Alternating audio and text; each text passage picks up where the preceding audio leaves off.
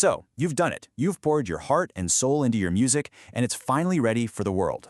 But now comes the big question. How do you get it from your computer to, well, everywhere else? In 2025, picking the right music distributor is more important and, honestly, more complicated than ever. So, let's break it all down. Yeah, that feeling. Your masterpiece is finished. It's all mixed, it's mastered, it sounds amazing. But that final step, actually getting people to hear it, that can feel like a huge, intimidating wall.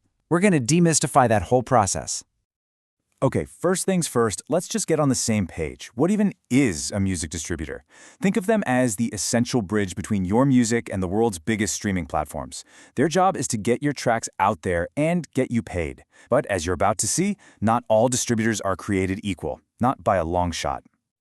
Let's start with the first and maybe most common hurdle for artists, what I call the pricing trap. You see that shiny, super low price up front? Yeah, that's often just the tip of the iceberg. Oh, you've definitely seen the ads, right? Unlimited uploads for just $22.99 a year. I mean, it sounds like an absolute dream, especially if you're putting out music all the time. But you gotta ask yourself, is it a little too good to be true? And here's the catch. What's the real cost going to be after that first year? What about in 5 years when you've built up a whole catalog of music that you want to keep online? That's when that unlimited model can start to feel, well, anything but. Let's just look at the cold, hard numbers for a second. With a one-time fee model like CD Baby, keeping a decent catalog online for 5 years will cost you about $80. But with a subscription service like DistroKid, that exact same catalog could cost you over $1,200. That's a massive, massive difference. So how on earth does unlimited get so expensive? Well, it's basically death by 1,000 cuts. It's a whole series of these little but really significant add-ons. Things like the Leave a Legacy fee, which you pretty much have to pay to keep your music up if you ever stop your subscription, that adds up fast. And that's before you even get to the yearly fees for stuff like YouTube Content ID and Shazam.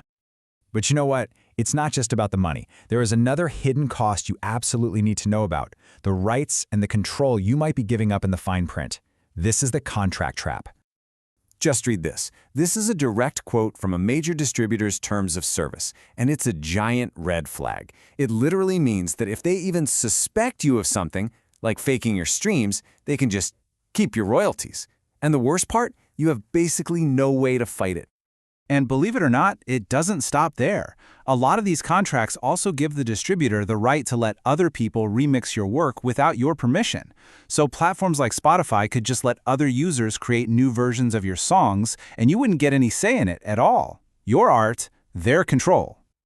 So what happens if you feel like your royalty payments are off? Well, this clause right here prevents you from ever finding out. You are basically forced to just trust that they're paying you correctly, with no way to actually verify the numbers. It's why finding a distributor with a transparent, artist-friendly contract is so important. So, you've paid your fees, you've signed on the dotted line, and then something goes wrong. And when it does, you're so often just left completely in the dark. This is the service void, a place where getting a helpful human response is a very rare thing. We have all heard the horror stories, right? Your brand new single gets uploaded to the wrong artist's profile.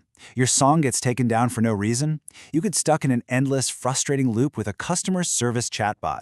These aren't just little annoyances. They can completely wreck your release plans. This isn't just theoretical. This is a real quote from an artist who had an absolute nightmare with TuneCore. Her track got approved by Grimes for an AI collaboration. Super exciting, right? But then, TuneCore just blocked the release with zero explanation and refused to give her a refund. It was only after she went public on social media and, in her words, made a stink, that she finally got her money back. It's a pretty powerful reminder that sometimes you have to fight just to be heard. All right, enough of the doom and gloom. Let's talk about solutions. How do you actually protect yourself from all these traps and build a distribution strategy that really works for you? It all starts with one simple shift in your mindset. You've got to think like a business. Here's a super simple 4-step framework to help you build that strategy. First, define your release cadence. Are you dropping a new single every month or an album every 2 years? Second, what are your actual goals? Are you trying to go viral on TikTok or are you building a long-term catalog?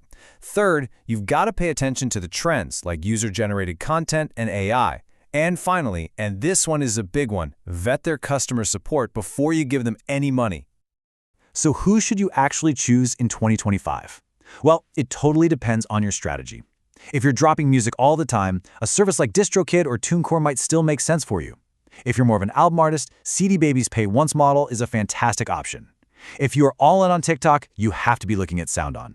And if you're focused on building a real community, you just can't beat Bandcamp and Shopify. So why is all this so important right now? Well, a few big reasons. First, user-generated content is a huge potential revenue stream. Make sure your distributor lets you make money when creators use your music on YouTube and TikTok. Second, with AI music exploding, fraud is a real problem. Pick a distributor that has a strong anti-fraud policy to protect yourself. And third, direct-to-fan is king. You want a distributor that makes it easy for you to sell your music and your merch directly to the people who care most. So at the end of the day, it all comes down to this one question.